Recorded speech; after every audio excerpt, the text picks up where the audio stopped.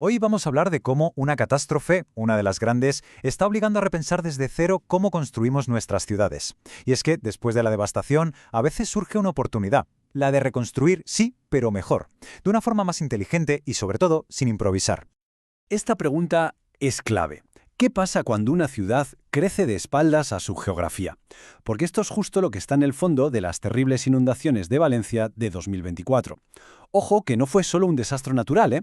Fue en gran medida el resultado de décadas y décadas de decisiones de construir ignorando por completo el terreno que se pisaba. Venga, vamos al lío. Un desastre anunciado. Vamos a ver cómo esas decisiones del pasado de las que hablábamos hicieron que el impacto de la Dana fuera, mucho más dramático. Para quien no lo sepa, la Dana es esa gota fría que provoca lluvias torrenciales. Pues bien, esa Dana lo cambió todo. Fijaos en esta cronología, porque es fundamental para entenderlo todo.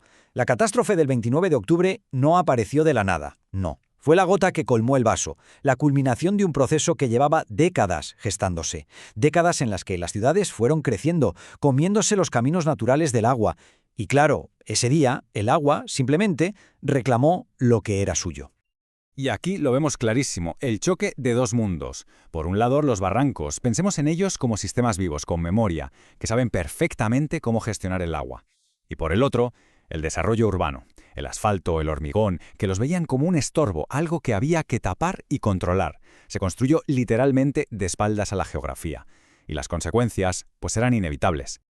Vale, pasa la tormenta, el agua se retira y queda el barro. Y con el barro llega el gran dilema. Para los ayuntamientos la presión por volver a la normalidad cuanto antes es brutal. Pero claro, la pregunta ¿es lo más inteligente? Y esta es la pregunta del millón. La pregunta incómoda que nadie quiere hacer en voz alta. ¿De verdad tiene sentido reconstruirlo todo exactamente igual? A ver, reconstruir rápido da sensación de normalidad, de que todo vuelve a su ser. Pero si se hace sin pensar, es como poner un parche sabiendo que la próxima Dana lo va a arrancar de nuevo. Es el eterno choque entre la urgencia del momento y la inteligencia de planificar a futuro. Y justo en medio de esa tensión, de ese dilema, es donde aparece una solución, una idea muy innovadora. Una herramienta pensada justo para eso, para coger la experiencia terrible de la catástrofe y transformarla en una oportunidad.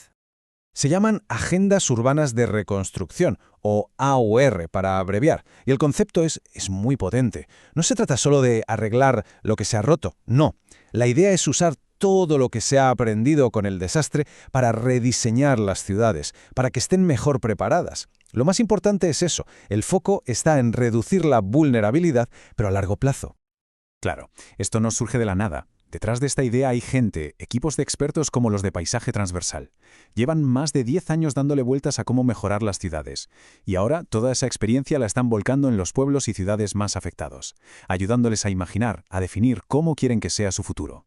Y es importante entender esto. Las AUR no son un invento de un día para otro. Son más bien una evolución, una versión 2.0 de las agendas urbanas que muchos ayuntamientos ya tenían.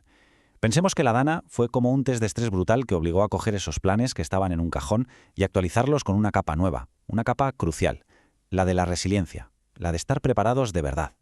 Claro, un buen plan está muy bien, pero sin dinero se queda en un papel. Y aquí es donde la cosa se pone interesante, porque la estrategia para financiar todo esto es, la verdad, bastante inteligente. 285 millones de euros. Ahí es nada. Esa es la cifra que ha puesto Europa sobre la mesa con los fondos EDIEL Dana. Pero ojo, no es dinero para reparaciones sin más, es una inversión masiva pensada para la resiliencia para el futuro.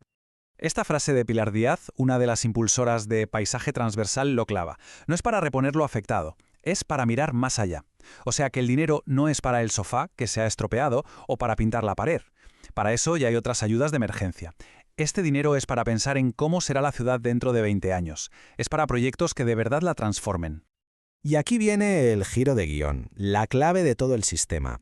Para poder tocar un solo euro de esos 285 millones, los ayuntamientos tienen que hacer los deberes primero. Tienen que sentarse, pensar y diseñar su propia agenda urbana de reconstrucción.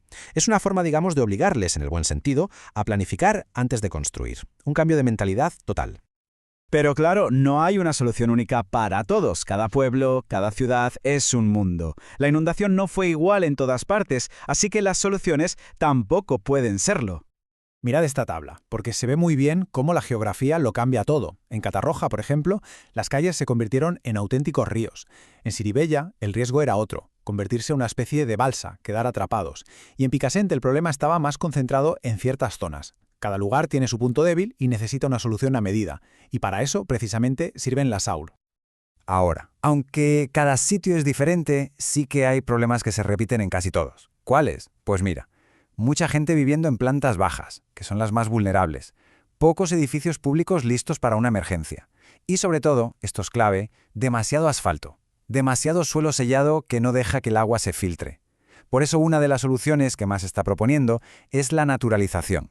¿Qué es? Pues básicamente quitar asfalto, plantar árboles, devolverle un poco de espacio a la naturaleza en la ciudad.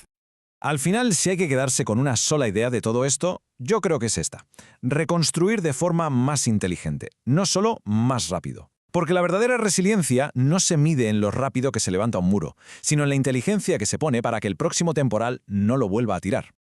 Y esto nos lleva a una pregunta final, una que va más allá de Valencia, una pregunta que todas las ciudades deberían hacerse. ¿Saben convivir con el agua? Lo que ha pasado es un aviso a navegantes. La cuestión ya no es si lloverá más fuerte, porque lo hará. La cuestión es si nuestras ciudades están preparadas, si saben convivir con el agua o si por el contrario siguen creciendo de espaldas a ella.